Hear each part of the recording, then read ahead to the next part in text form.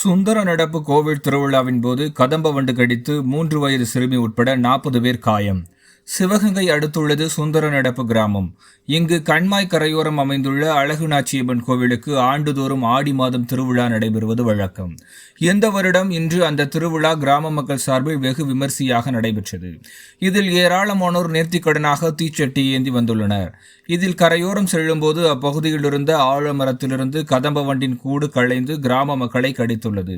இதில் 3 வயது சிறுவனான சாய் லட்சுமி, கணேசன், லித்திகா ஸ்ரீ, நந்தினி, முகிநாத், சுஜி, ஸ்ரீதர்ஷினி உள்ளிட்ட 40க்கும் மேற்பட்டோர் படுகாயமடைந்த நிலையில் அவர்கள் அனைவரும் மீட்கப்பட்டு சிகிச்சைக்காக சிவகங்கை அரசு மருத்துவக் கல்லூரி மருத்துவமனையில் அனுமதிக்கப்பட்டனர்.